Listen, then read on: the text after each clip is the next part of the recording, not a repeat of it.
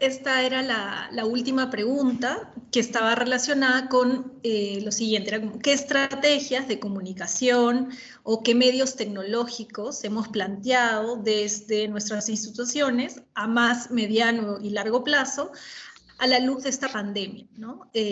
Para poner en valor el patrimonio de nuestras instituciones? Entonces, esa era un poco la pregunta. Entonces, me tocaba a mí empezar. Y yo voy a mencionar 3 cosas muy puntuales. Hay bastantes más, pero quiero centrarme en 3.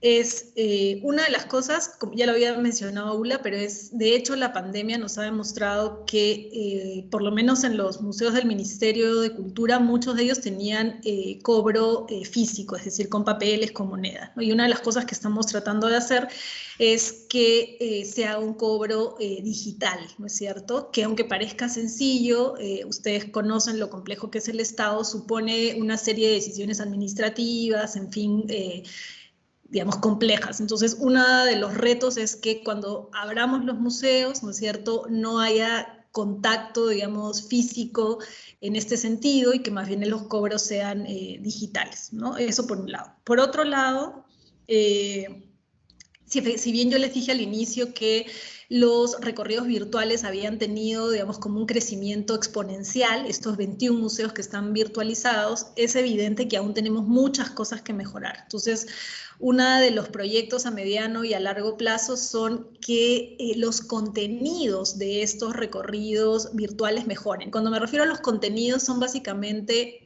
No únicamente, pero me voy a centrar en un aspecto que son las descripciones de las piezas, ¿no? En general, las descripciones que tenemos ahora son descripciones sumamente técnicas, donde hay una identificación de la cultura, una descripción estilística, una datación cronológica, pero que en el fondo es una descripción que, para quien no es arqueólogo, por ejemplo, me fijo en los museos arqueológicos, que son los que más tenemos en el Estado, pueden ser excesivamente frías, herméticas, ¿no? Entonces, lo que queremos hacer es que estas descripciones efectivamente sean de utilidad para docentes, para, digamos, alumnos, alumnas, ¿no es cierto? Y que sean un instrumento educativo, ¿no? Entonces, son descripciones razonadas en donde se va a poner énfasis en el contexto histórico de la pieza, cuál fue su función en ese contexto histórico original, por qué es una pieza que puede ser considerada bella o no, ¿no es cierto? ¿Cuál fue la función que tuvo en esa sociedad originalmente, ¿no? Esa es una de las cosas que queremos hacer. Y otro nos hemos dado cuenta, digamos, que una de las potencias, digamos, o de las posibilidades son establecer programas de formación. Entonces, tenemos 2. Un programa de formación que estamos organizando en conjunto con la Dirección de Industrias Culturales, que es un programa sobre mediación cultural. Entonces, va a ser uno de los primeros programas, o el primero en realidad que se haga desde el Ministerio de Cultura, para mediación cultural a distintos niveles. Mediación, digamos, de lectura, mediación en museos, ¿no es cierto? Y mediación también en teatro, en otro tipo de espacios culturales. Y estamos preparando un programa con la Embajada de Estados Unidos en el Perú y el Instituto Smithsoniano, que es tener una serie de charlas, ¿no es cierto?, sobre distintos aspectos de los museos. Algunas van a ser charlas maestras y otras van a ser compartir experiencias, es decir, un museo peruano sobre un tema específico, que puede ser museo y comunidad, comparte su experiencia con un museo de la cadena Smithsoniano, ¿no? Y finalmente, ya para terminar, creo que una de las cosas que son un mayor reto para el ministerio, lo digo con completa honestidad, es que no tenemos necesariamente data actualizada de todos los museos del Perú. Entonces, digamos, porque efectivamente una Dirección General de Museos no solo representa a los museos públicos, es decir, a los 56 museos del Estado, sino representa, o deberíamos representar, a todos los museos públicos y privados. Y en ese sentido, una de las cosas que queremos empezar a hacer es un observatorio de museos. ¿Esto qué quiere decir? Tener data actualizada sobre todos los museos, ¿no es cierto?, que habitan en el territorio peruano, que funcionan en el territorio peruano y que nos permita, digamos, llevar a cabo políticas, ¿no?, diseñar, ejecutar, planificar y evaluar políticas públicas culturales, pero con data veraz, ¿no? La única manera de hacer políticas públicas, no la única, pero una de las maneras de hacer políticas públicas, uno de los factores, ¿no es cierto?, para hacerlas y hacerlas bien, es tener data actualizada, ¿no? Si no, uno hace políticas públicas un poco a ciegas, ¿no? Entonces, yo creo que esa es otra de los retos que tenemos a mediano y a largo plazo, ¿no? Eso era. Muy bien, yo continúo desde la experiencia del Museo de Arte Contemporáneo. Las estrategias en los diferentes plazos que estamos implementando, las estrategias de comunicación y medios tecnológicos, tiene mucho de ello ya lo hemos comentado, incluso lo han comentado ustedes desde su experiencia y nosotros nos sumamos, pero para recapitular, de pronto, primero los sistemas que sean convenientes dentro de las necesidades de la pandemia y para que además el mensaje que queremos dar es que el museo es un lugar seguro, deberá ser un lugar seguro y en ese sentido pues es fundamental lo que ya han hablado ustedes, la aplicación, la implementación de sistemas de pago que evite transacción monetaria en físico, y para ello pues es también contar con las tecnologías y con los sistemas en línea de pagos, de tarjeta de crédito, y esto lo estamos implementando. No existía, no está todavía hecho, pero sí está en los planes porque va a ser definitivo para la apertura, esperamos que corto o mediano plazo del museo y de ahí en adelante en el contexto de la pandemia. Luego, también algo que hemos estado haciendo, veníamos trabajándolo desde antes de la pandemia y está funcionando, es la página web. La página web la conseguimos como el archivo, es la memoria del museo, es también la memoria de la colección del museo. Entonces, tenemos un trabajo muy grueso que hacer ahí en la página web, que ya está rediseñada, pero que todavía necesita alimentar ciertos contenidos, pero ya tenemos muy claro qué son esos contenidos que queremos tener, cómo los queremos tener, y qué uso le queremos dar. Entonces, hemos conseguido la página web como el archivo institucional. Ahí va a estar la memoria de lo que hemos hecho, de la información asociada con la colección, de la información asociada a los proyectos de exposiciones temporales y proyectos especiales, como les decimos nosotros, que pueden ser unas publicaciones que se salen pues de la programación regular, o todo esto que hemos estado haciendo en contexto de cuarentena, que son los videos de los artistas, los podcasts. Todo esto debe estar integrado a la página web como concebida como archivo. Y también algo que mencioné anteriormente es pues mejorar aspectos de marketing digital. Esto también está relacionado con sistemas de pagos en línea y demás. Esto ya lo toqué también como una necesidad muy puntual de nuestro museo. Y mejorar también sistemas de conferencia. Eso creo que en este tiempo todas las instituciones se han estado acomodando a estos sistemas de conferencia nuevos y hemos estado aprendiendo también aspectos técnicos, operativos y el potencial que tiene estos sistemas. Lo estamos haciendo también. Y algo que hablamos nosotros preparando esta conversación que me parece bastante importante es que tampoco pensar la tecnología como el uso o apropiación de esto, de lo digital o de lo virtual. Creo que la tecnología y las herramientas que podemos tener para cumplir nuestra misión de comunicar unos objetivos, unos contenidos, y unos valores, no necesariamente está relacionado con esta experiencia digital, sino que hay otras posibles experiencias a las que podemos acudir. Nosotros en este momento estamos tanteando algo en prensa, no quiero profundizar en ello porque no se ha resuelto, pero para nosotros quizás ese proyecto de prensa sería un proyecto a mediano plazo a través del cual estaríamos usando un canal de comunicación para divulgar unos contenidos.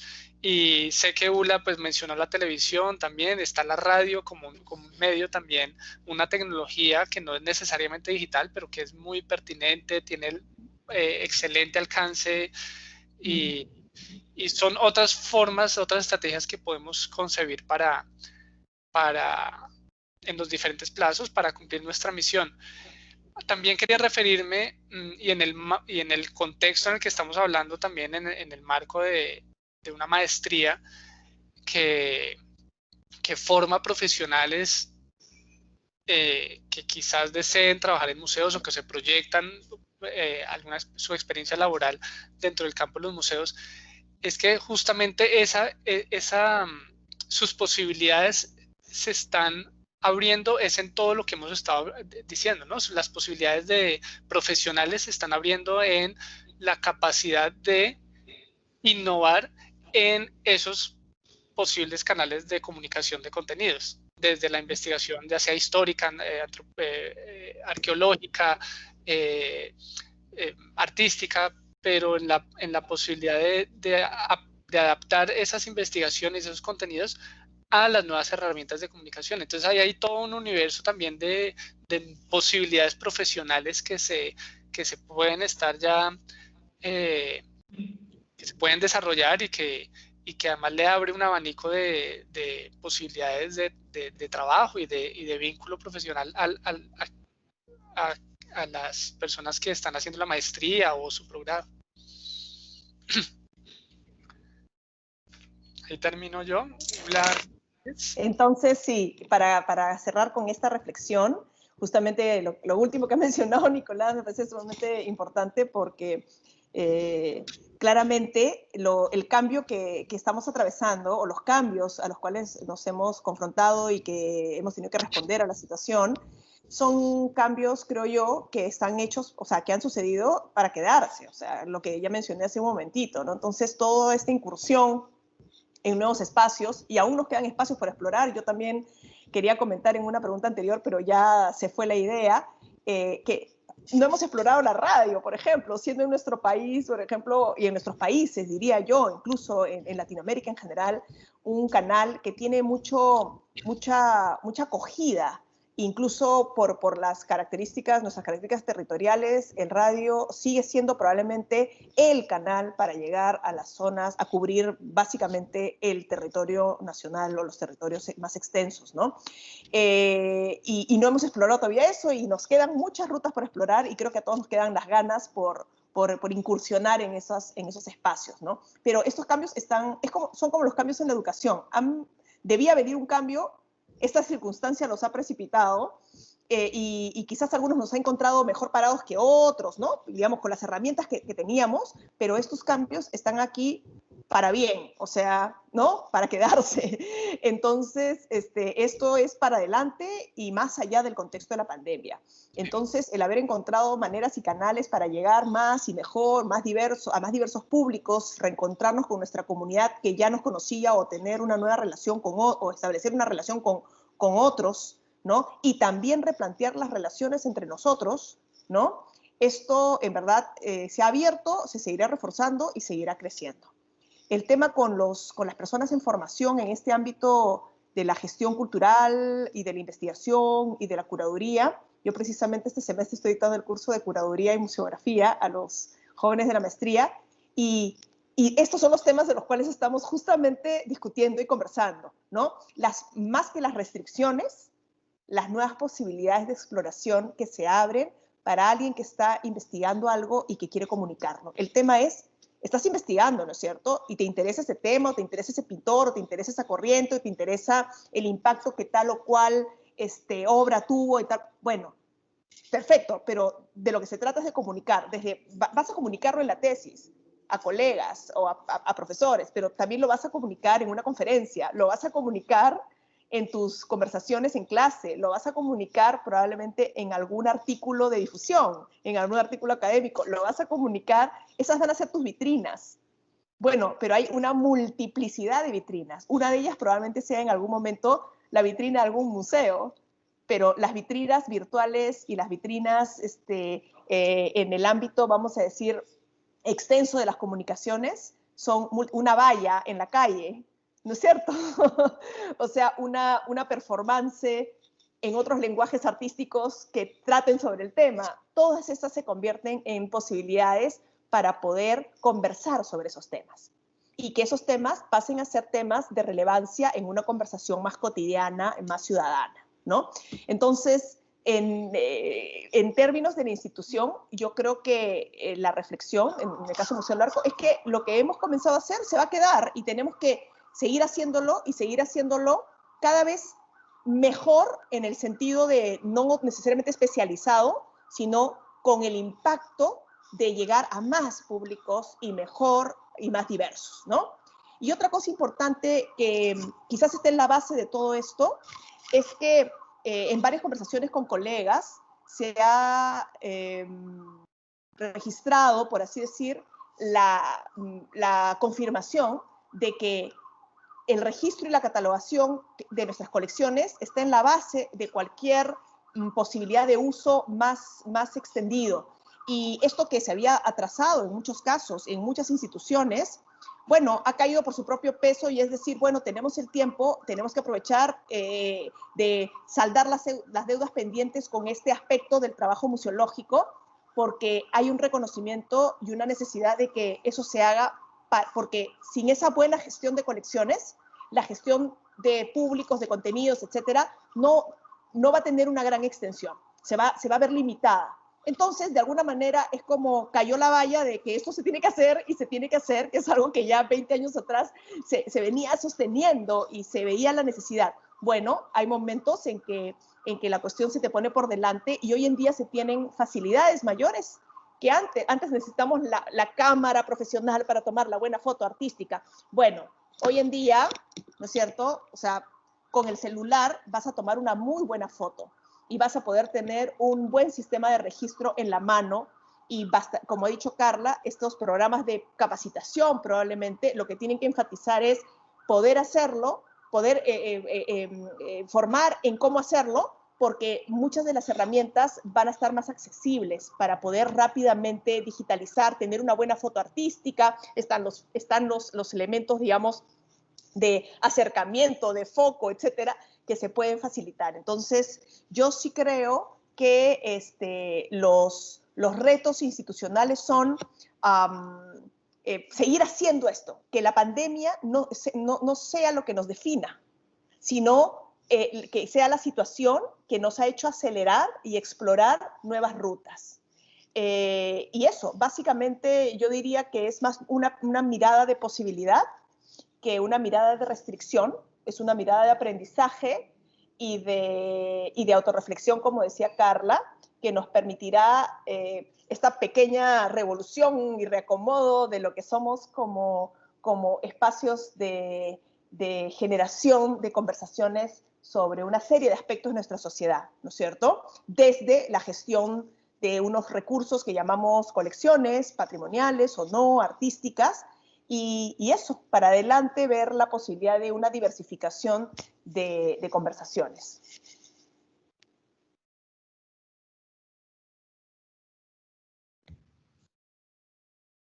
No sé si hay alguna pregunta o comentario final, porque ya después de esto creo que hemos agotado los puntos básicos y hemos tratado de conversar de los aspectos pedidos en esta conversación. Y también nos hemos ido por muchos otros. ¿Alguien tiene algún comentario? Tu micro, Nicolás. Sí, gracias. Creo que hemos recogido bastante ya. De hecho, ya estamos como volviendo a temas y volviendo a aspectos que habíamos hablado desde el principio. Entonces, creo que incluso la misma forma como respondimos fue muy conversada también. Y fue como haciendo relación a la respuesta de los demás. Entonces, creo que es un buen punto para cerrar, quizás. Sí, yo también. Bueno, sí, ya no sé si cabe, pero en todo caso agradecerles a los dos y agradecer al programa de Historia del Arte por habernos dado este espacio de conversación que sí, que incluso ha resultado para mí también muy interesante. He aprendido también de cada una de sus instituciones, así que agradecerles a los dos y agradecer a la maestría. Sí, agradecer la oportunidad y esperar que esta conversación genere más preguntas, más interés por todas las posibilidades que estas instituciones aún nos dan en una situación incluso de dificultad, ¿no? O sea, que no es esta mirada de estas instituciones aún nos van a servir si nosotros creemos que aún sirven y sirven para mucho, ¿no? Así es. Muchas gracias entonces a ustedes, Gracias a ustedes. también. También. Chao, gracias. Chao, chao.